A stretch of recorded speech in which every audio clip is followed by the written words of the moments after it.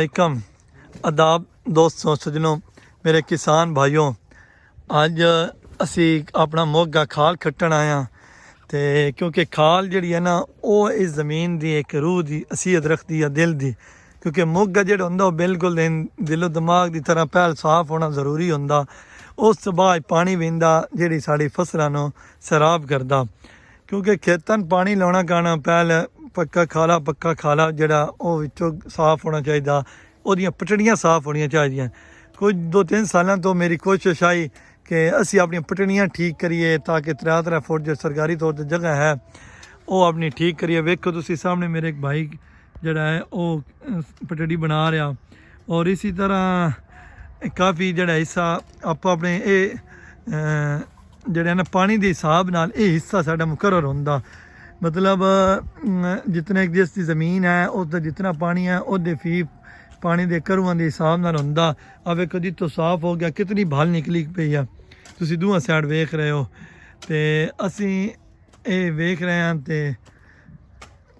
ये जड़ा होंदा काम बड़ा ही मतलब तकरीबन साल तो 2-3 बारी खटाई की दियां ना तो लोग तो आखते ना कि जट बड़े सौखे हैं लोगों किवें पता कि जट सौखे होंदे कदी खाल आ गई कदी बन्ना साफ करो कदी कणक कड्ढनी होंदी कदी मुंजी कड्ढनी होंदी कदी वड्ढनी पै वेंदी हुण इस टाइम किन्नू दा सीजन फुल अरूज ते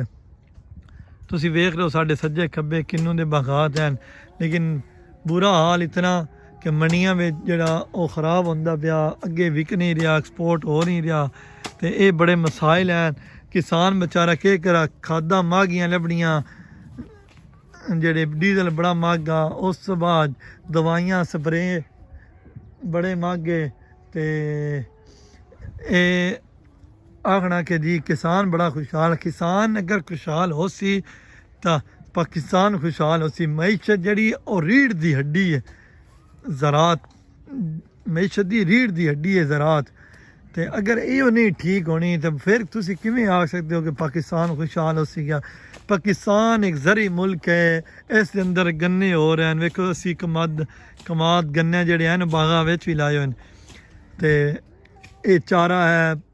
रिजका लूसन हर चीज़ हर फसल हो रही ज़मीन के अंदर सोना उगलती पई है लेकिन इतनी महंगाई की वजह तो किसान इतना परेशान है कि जिस इंतहा नहीं उत्तों वायरस अल्लाह की तरफों कुदरत की तरफों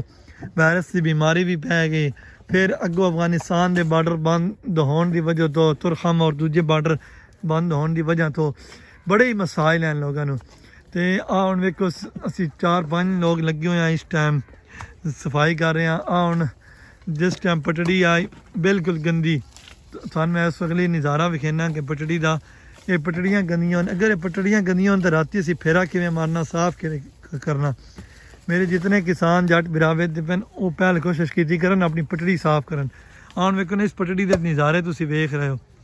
थोड़ी देर बाद फिर असी तुहानू नज़ारे विखासांगे कि तुसी बिल्कुल साफ सुथरे हो जासनगे तो लेकिन विचों तो साढ़े कुछ भाई साफ कर गए लेकिन पटड़ी नहीं साफ कर गए ये बड़ा कम खराब पटड़ी पहले ठीक होनी है तो कम सैट हो सी सारा साफ सुथरी पटड़ी ताकि राती तुसी फेरा मारना हो ठंडी पो दियां रातां में आओ गर्मियां जाओ राती आओ दिने आओ थानू कोई मसला ना हो भाई तो आ पटड़ियाँ ठीक हो सकेंगियां तो फिर कम सैट हो सकेगा नहीं तो कभी भी कम सैट नहीं हो सकता। तो ये जितने भी हैं खाला जो होंगे खाला साफ हो सी गया हूँ जिस टाइम पानी 25-26 दिसंबर में होना तो पानी वजो बाद किलियां विच अपड़ सी गया तो ये बिल्कुल फिट हो जा सी गया निज़ाम। इस वक्त कोशिश यो करनी चाहिए कि इनू बिल्कुल पहल पटड़ियाँ साफ करो आ जेडे उत्ते रुख ला लेंदे ये भी बड़ा जुलम जट करदे हो कि जेडे उत्ते ना सरकारी जाई वे ना रुख शुख ला लैने तो ये बड़ा जुलम होंदा ये साफ करना और इसनू साफ करके उत्तों लगना करना आप ही तुसी लगना होंदा किसी होर को नहीं लगना होंदा तो सिर्फ जट्टे ही लगना होंदा या जिन्हें पानी लाना होंदा। हुण वेखो ना असीं केड्डी मुड्डी पट रहे हैं वाड़ रहे हैं तुसी हुण वेख रहे हो तो ये कितना कम खराब है तो औखा कम तो इस वास्ते मेरे जितने भी भाई हैं उन्होंने नाल इहो गुजारिश है कि इनू साफ करन। हुण वेखो इस कितना सोहना माहौल बन रहा जेह्ड़ा मैं साफ होनी उत्तों लगना तुहानू बेहतरीन टेंशन ही कोई नहीं तो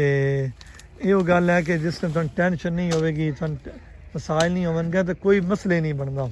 ਮਸਲੇ ਉਦੋਂ ਬਣਦੇ ਨੇ ਆਪਸ 'ਚ ਜੱਟ ਵੀ ਲੜ ਪਾਉਂਦੇ ਨੇ ਜਿਸ ਟਾਈਮ ਇਹ ਕਿਸੇ ਦੇ ਕੋਈ ਰੋਕ ਵੱਡਾ ਰੋਕ ਤੁਸੀਂ ਲੈਂਦੇ ਕਿਉਂ ਹੋ? ਇੱਕ ਸਰਕਾਰੀ ਜਗ੍ਹਾ 3-3 ਫੁੱਟ ਦੂਆ ਸਾਈਡ ਤੇ ਇਸੇ ਤਰ੍ਹਾਂ ਸਰਕਾਰੀ ਰਕਬੇ ਹੁੰਦੇ ਨੇ ਉਹਨਾਂ ਨਾਲ ਜਗ੍ਹਾ ਹੁੰਦੀ, ਸਾਨੂੰ ਜੱਟਾਂ ਨਹੀਂ ਰੋਕ ਲਾਉਣਾ ਚਾਹੀਦਾ। ਇਹ ਵੀ ਹੈ ਮੇਰੇ ਇਸ ਚੀਜ਼ ਤੇ ਵੀ ਮੈਂ ਸਾਰਿਆਂ ਨੂੰ ਆਖ ਸੰਗਿਆ ਕਿ ਇਤਨਾਬ ਕਰਨ। ਤੇ ਵੇਖੋ ਦੂਸਰਾ ਤੁਸੀਂ ਇਹ ਬਿਲਕੁਲ ਸਾਫ ਸੁਥਰਾ ਕਰ ਸਕਿਆ, ਸਾਰੇ ਮਾਮਲਾਤ ਫਿੱਟ ਹੋ ਸਕਿਆ,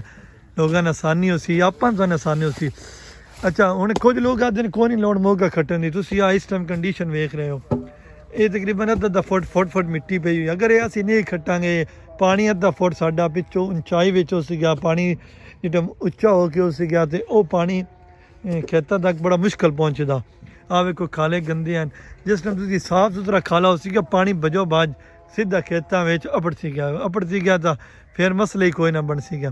ਫਿਰ ਸਾਰੇ ਮਸਲੇ ਹੱਲ ਹੋ ਜਾਂਦੇ ਨੇ। ਤੇ ਇਹ ਜਿਹੜਾ ਸਾਰਾ ਨਿਜ਼ਾਮ ਹੁੰਦਾ ਨਾ ਇਹ ਇਸ ਵਾਸਤੇ ਕੀਤੀ ਦਾ ਕਿ ਅਸੀਂ ਆਪਣੇ ਕੰਨ ਆਸਾਨੀਆਂ ਪੈਦਾ ਕਰੀਏ, ਕਿਉਂਕਿ ਇਹ ਸਾਰੇ ਹੁਕੂਮਤਾਂ ਤਾਂ ਕੋਈ ਨਹੀਂ ਕਰ ਦੇਣਾ ਹੁੰਦੇ, ਅਸੀਂ ਆਪ ਹੀ ਕਰਨਾ ਹੁੰਦਾ। ਤੇ ਇਸ ਵਾਸਤੇ ਕੋਸ਼ਿਸ਼ ਇਹ ਕਰਨੀ ਚਾਹੀਦੀ ਕਿ ਆਪਣੀ ਟਾਈਮਾਂ ਦਾ ਆਪਣੀ ਜ਼ਿੰਮੇਵਾਰੀ ਸਮਝ ਕੇ, ਨਾ ਕਿ ਇੱਕ ਹੀ ਬੰਦੇ ਦੀ ਆਖਣ ਦੇ ਤੁਸੀਂ ਕਰੋ, ਸਾਰੇ ਬੰਦੇ ਆਪਣੀ ਜ਼ਿੰਮੇਵਾਰੀ ਸਮਝ ਕੇ ਇਸ ਨੂੰ ਸਾਫ ਸੁਥਰਾ ਕਰਨ ਤੇ ਇਸ ਨੂੰ ਬਿਹਤਰੀਨ ਨਿਜ਼ਾਮ ਬਣਾਉਣ। ਤੇ ਇਹ ਅੱਲਾਹ ਤਾਲਾ ਤੁਹਾਨੂੰ ਖੁਸ਼ ਰੱਖੇ, ਆਬਾਦ ਰੱਖੇ। ਬਸ ਦੁਆ ਕਰੋ ਸਾਡੇ ਕਿੰਨੂਆਂ ਦੇ ਬਾਗਾਤ ਵੀ ਜਿਹੜੇ ਹਨ ਇਹ ਵੀ ਠੀਕ ਹੋ ਜਾਣ। ਅੱਲਾਹ ਤਾਲਾ ਸਾਰਿਆਂ ਨੂੰ ਉਸ਼ਰ ਦੇਣਾ ਦੀ ਤੌਫੀਕ ਦੇਵਾ। ਸਭ ਤੋਂ ਵੱਡਾ ਮਸਲਾ ਵੀ ਹੈ ਜੱਟਾਂ ਨੇ ਉਸ਼ਰ ਨਹੀਂ ਦਿੰਦੇ, ਅੱਲਾਹ ਦਾ ਹਿੱਸਾ ਨਹੀਂ ਕਰਦੇ। ਤੇ ਇਹ ਗੱਲ ਬੜੀ ਤਲਖ ਹੈ, ਕਈ ਲੋਕ ਨਾਰਾਜ਼ ਹੋ ਸਕਣ, ਲੇਕਿਨ ਨਾਰਾਜ਼ ਨਹੀਂ ਹੋਣਾ, ਇਹ ਹੁਕਮ ਹੈ ਮੇਰੇ ਰੱਬ ਦੇ, ਅਸੀਂ ਕੁਝ ਵੀ ਨਾ ਕਰ ਸਕਦੇ, ਅਸੀਂ ਹਿੱਸਾ ਕੱਢਣਾ ਹੀ ਕੱਢਣਾ ਹੁੰਦਾ। ਤੇ ਇਹ ਮੇਰੇ ਰੱਬ ਦੇ ਹੁਕਮ ਹੈ। ਤੇ ਇਸ ਵਾਸਤੇ ਮੇਰੇ ਦੋਸਤੋ ਮੇਰੇ ਭਾਈਓ ਅੱਲਾਹ ਦੇ ਹੁਕਮ ਦੀ ਨਾਫਰਮਾਨੀ ਨਹੀਂ ਕਰਨੀ ਤੇ ਆਪਣੇ ਜਿਹੜੀ ਹੈ ਨਾ ਉਹ ਹਿੱਸਾ ਵੀ ਕਰਨਾ ਤੇ ਇਹ ਸਾਫ ਸੁਥਰਾ। ਅੱਲਾਹ ਤੁਹਾਡੇ ਮਹਿਫੂਜ਼ ਰੱਖੇ, ਸਾਨੀਆਂ ਪੈਦਾ ਫਰਮਾਏ। ਇਸ ਨਾਲ ਜ਼ਿਆਦਾ ਚਾਹੁੰਦਾ। ਅੱਲਾਹ ਹਾਫਿਜ਼।